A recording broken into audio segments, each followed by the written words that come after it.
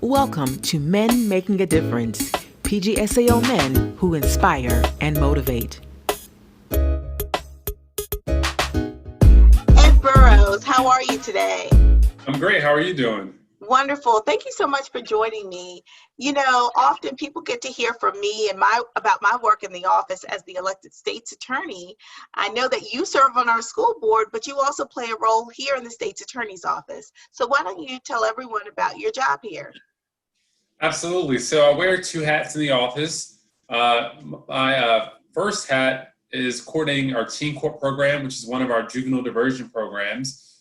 We have young people who make simple mistakes, and instead of prosecuting them and putting them in the system, in our office, we work to provide wraparound services and support, and really through a restorative justice model, work with other young people to help the young people who made mistakes realize the error of their ways, and work to make amends. That's the first hat that I wear.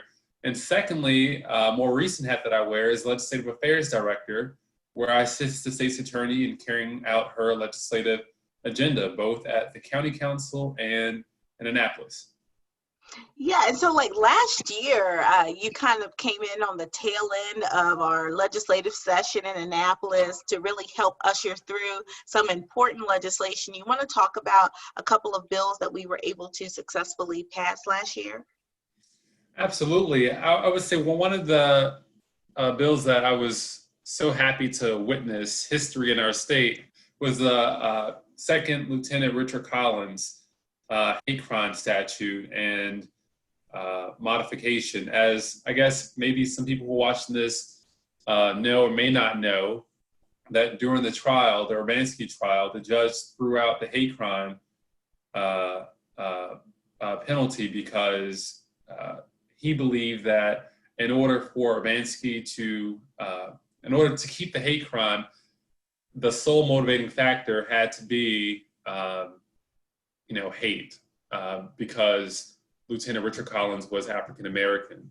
And so the state's attorney and the state's attorney's office went to Annapolis to say that it really should read, hate could be a motivating factor in whole or in part, in order to have that element apply. And so that was able to successfully pass the General Assembly. It was, such a honor to see his mother and his father go to Annapolis day in and day out and meet with our legislators to get that done. I'm so proud of our Legislative Black Caucus and the Prince George's County delegation that helped make that change in the statute a reality. Yeah, and just, I know we have another bill you're going to discuss, but it is so important that we had that language change because oftentimes, in pretty much every case that we have, they're mixed motives. There's not just one motive in any crime, especially when it comes to homicides. Oftentimes you have more than one motive. And so to limit us to proving that the only motive or that the sole motive is hate, which would trigger the statute, really does not do justice for our communities. So thank you so much for your support and your help. And one of the great things about getting that legislation passed is not only did we have the family there, but we also had students from Bowie State University and the University of Maryland at College Park, where their campuses were really impacted by this horrific crime. So thank you again for your support for that and helping to get that important legislation passed. And so I know you want to talk about another piece of legislation. Absolutely. Just to echo your sentiments, those students at Bowie State University, Maryland did a phenomenal job. They were so inspired and really went down to Annapolis to seek justice on behalf of their friend. And so it was just amazing to watch our office work with those students to empower them and bring real change that will last forever. And so it was an absolute honor to be a part of that. The second bill was to increase the penalty for someone who strangles someone else, essentially. So it was a misdemeanor, and now it's a felony. We know that when you strangle someone, it generally happens a lot in domestic violence situations. And so it's so important that we hold those individuals accountable to the fullest extent of the law. And so I was very happy that we were able to partner with other state's attorneys and other offices to get that change in the law done. And yeah, and we have a really aggressive agenda this year. So we know we're going to be working on legislation impacting minors who are victim of abuse. We know that we're going to be focusing on criminal justice reform and police reform. So we have a really aggressive agenda. We are in the process of putting it together. So I know that at some point you'll share that with the public, but how do you feel about doing this work? I mean, you know, this is a new area for you, criminal justice. How do you really understand this work? How have you kind of processed this work? And you're doing a great job, oh, by the way, but I think people coming into any new industry or new subject matter, you know, you have your challenges just learning and trying to master the subject matter. How have you kind of immersed yourself into all of this? Well, you know, it is a really interesting time to come into this work in light of everything that's happening across the country. And so it's definitely eye-opening, and it's forced me to see things from different perspectives. You know, I'm naturally a leftist advocate. You know, that's just who I am as a millennial. But you know, it's really helpful to be engrossed in being forced to really look at and understand every side. And then also, it's great working in this office because you are constantly working to make our criminal justice system more just, right? I don't think I would enjoy this role in certain other offices, to be honest. But, you know, to be able to, you know, by day meet with legislators and by night meet with advocates and victims and constantly analyzing these different issues around transparency and accountability with the lens of making our criminal justice system more just, fairer, it's definitely an amazing experience, and not one that I would have expected, you know? Right, right, absolutely. And I know that, like in the office, because of your role and your passion. So your passion, I believe, having watched you work for many years, is young people. I think you have a passion. You're on our school board. You're the vice chair of our school board. You really care about young people in Prince George's County. You believe in them. You want them to be successful. And I see that in all the work that you do, which is one of the reasons why I wanted you to come into the office, because not everyone has to think alike. You know, because I think if everyone's saying the same thing, we're not growing. We're not doing anything different. And we know that we must change and we must force ourselves to change. And having folks like you in the office helps to reinforce that. And you're willing to have those difficult conversations or bring up subject matters that maybe, you know, other folks don't necessarily want to talk about or haven't thought about. So like, what do you see like in terms of your future in this office and what this office can do and be for our community? Like, what are some things you'd like to see us do more of or do differently or continue to do?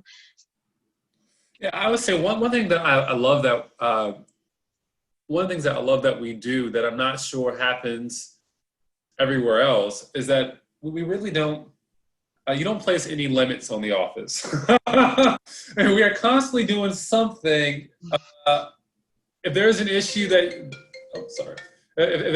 That's actually a legislator call. Hey. A delegate. I'm gonna have to call him back. Absolutely. But so what I mean by that is, number one, the MOU between the state's attorney's office and the school system to ensure that we're not charging students unnecessarily. I mean, the work that we do to support groups like CPAC, which is a juvenile diversion program, and we were able to work with them together to help them write a grant to get funding to support some of our students. And so, or bringing together all of those students from all of the different schools and have them testify in Annapolis. I mean, that experience for those students will impact them for the rest of their lives. It's the only reason that I ran for office is because when I was in high school, I was exposed to those things, and we have so many students who are not. And so being able to take hundreds of students to Annapolis to testify, meet their legislators, and present, you know, I don't think you get that in many other offices. Or at Bowie State, the summit that we had at Bowie State University, we brought so many students that we couldn't fit them all into the same room. And we had, workshops and exposed them and linked them with other college students and churches and businesses around the school to prison pipeline. I really, really enjoyed that. So, I hope to continue to do those projects. It's definitely a little different now because of COVID, but we're still going to make it work. So I definitely enjoyed all of those things. Legislatively, I think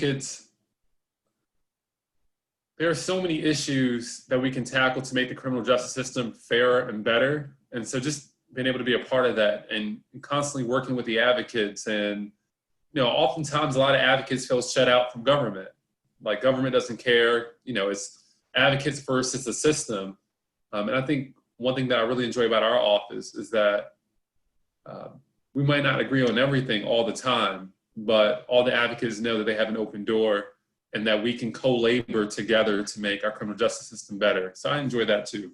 Yeah, and speaking of labor, I know that we constantly meet with our labor partners. In fact, we had a meeting this week with our labor partners, and we are really focusing on trying to provide second chance opportunities through those partnerships with labor for people who may find themselves in contact with the criminal justice system. Can you talk a little bit about those relationships that we're building and what that could mean for our community? Yeah, I would say that's one. Another thing that I really appreciate about the office is that, there's no desire to be tough on crime. It's really about being smart and helping people so that we lessen the crime. These are human beings that make mistakes, and if we invest in them, we know that the entire community will be better. And so we have met with several of our labor partners. We have MOUs with a few of them, and we're establishing more MOUs with others. But we met this week with a group that umbrellas over 18 different labor unions in our region to discuss an emerging adult program. We know that in the state's attorney's office, and the interesting thing about this is the same for the school system. When you look at your numbers and you see a lot of crime happening between the ages of 18 and 26, and they're repeat offenders, it's the same thing that I see on the school board with suspensions and expulsions. If I have an expulsion of a student in high school and I look at their record, they were suspended so many times in elementary, so many times in middle, and in high, that clearly if there was an intervention earlier, they wouldn't be where they were. And I think that's what you're doing now with our emerging adult population. And that is to say, if you have a young person who's 18, 19, 20, to 26 who commits a crime, it's best that we wrap our arms around them, provide them job opportunities, provide them social, emotional support, restorative practices, wraparound services. And if we do that early on, they're significantly less likely to reoffend and to create more egregious crimes. And so our labor unions have agreed to partner with us so that when a young person who is not a juvenile commits a crime when they're 18 or 19, we can provide a lot of wraparound services around them. And one of those services is making sure that you get a job. And not just any job, but a union job where you will have health care, retirement, sick leave, all the protections that come with a union. And so we know that unions have the ability to pull people out of poverty into the middle class. We know that through unions, you can get so many certifications for free. You can even get your associate's or bachelor's degree through a union. And we know that so many of the individuals who are in the labor unions have been in it forever. You can retire in a union. And so we are actively trying to create opportunities for our young people who have made simple mistakes, maybe a little more serious mistakes, but they're going to be in our society, give them an opportunity to be gainfully employed so that they can take care of themselves and their families. Absolutely. I couldn't have said it better myself. No, you're absolutely right. The whole idea of being tough on crime, makes sense for certain categories of crime, right? So people are committing, murders and the armed robberies. I mean, we have to deal with them appropriately because they have real victims who have been impacted by these crimes. However, we also have to show mercy in our system as well, and compassion and understanding. And that's where that smart part comes. We have to be smart. So we are, we certainly, are tough when we need to be, but we are also compassionate when we're called to be as well. So I really like, again, having someone like you in the office who not only understands that, but then has relationships that we can build upon to create these opportunities. So you're really playing a dynamic role in the office. We're so thrilled with all of your work. I know that more recently we've been working with a group of young people, young Teens for Justice, and they're going to be supporting our teen court program. So can you talk about the importance of having young people learn and understand our criminal justice system from that perspective? And also, they make decisions on appropriate, sanctions against young people who've committed offenses as well. So can you talk a little bit about that? Absolutely. We partner with so many youth groups where we give young people the opportunity to make decisions around cases that impact other young people. And then those respondents, the young person who committed the offense, we then loop in and they become jurors.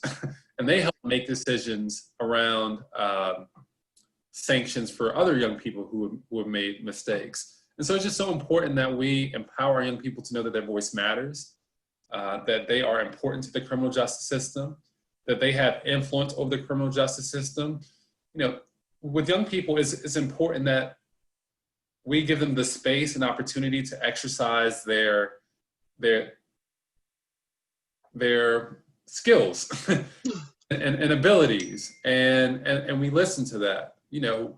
Teens for Justice had a number of recommendations when we met so many months ago that dealt with this criminal justice reform, that dealt with the school system, and we actually incorporated a lot of those ideas into what we've done. And by doing that, we let them know that their voice matters and that they should continue to speak up. They should continue to be engaged because they are making a difference in their teens. And so it's awesome.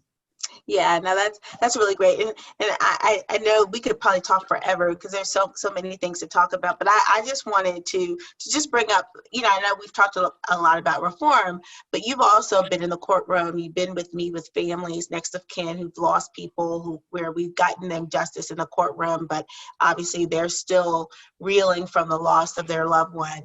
But you see how tough we are and how much we fight for our victims and our community when we're in that courtroom. So even though obviously we do believe in reform, there are certain crimes for which we have to, we have to be tough. So when you see that, like, how do you balance that? Because you've been there, you've seen these families, you've spoken to them. How do you feel about that part of the work that we must do? It is critical. This is I could not imagine being state's attorney.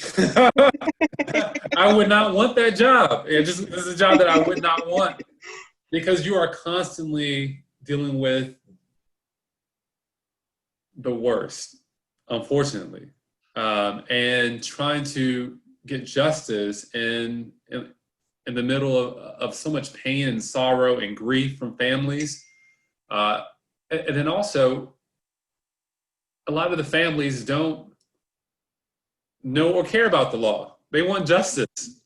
And so watching you having to explain different elements, why the office did this versus this, and how that will also equal justice. I mean, it really is a a difficult task. One thing that I always think about with the mother of Second Lieutenant Richard Collins is, you guys were meeting before the case went to trial, and you met with her and you told her to trust you.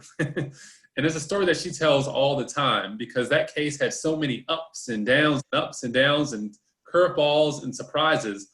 And ultimately, justice prevailed. We were very successful. You knew that we would be successful because you put, two of the best prosecutors on the case, and you made a lot of strategic decisions. But from a family's perspective, it was a lot. And watching them grieve and watching you kind of having to wrap your arms around them day in and day out, as there were so many curveballs, must have been very draining for you. And I was just an observer to it, and I was drained. So, I mean, it's a lot. I mean, it really is a lot. But I do know that when the office chooses to hold someone accountable for their actions when they've committed a crime against one of our citizens, we prevail. So, so there are a lot of dynamics at play, for sure. Yeah. And I think I always have to remember that no matter how difficult that day is for me, that day is 10 times more difficult for the family that's affected.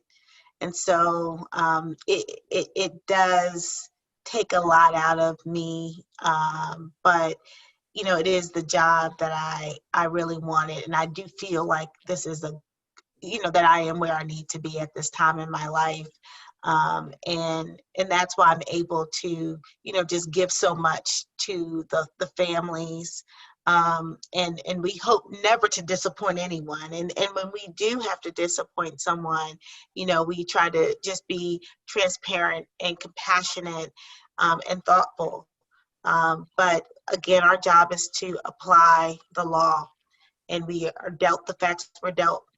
And sometimes it works out where we can move forward with cases. Sometimes it works out where we cannot. But either way, I do believe I'm responsible for explaining that to our victims or our next of kin. And I take that role very seriously. So thank you, Ed, for joining me today. Thank you so much for, just talking about the work you're doing. Thank you for the work you're doing. Do you have any parting thoughts for anyone who might be interested in getting into criminal justice, or who think, oh, I don't want to be in the prosecutor's office, they're locking people up? Do you have anything that you want to just impart to people about the work that you're doing? Yeah, actually, I'll address the latter point that you just mentioned. I think it's when good people don't get involved in the criminal justice system, bad things occur. I mean, there's going to be a criminal justice system. There are going to be prosecutors. There's going to be a state's attorney. And so you can have the mindset, hey, I'm anti systems and structures, but what I would recommend is getting in those offices and making things that you want to see, because those decisions are going to be made with or without you. And so it's best that you have a seat at that table.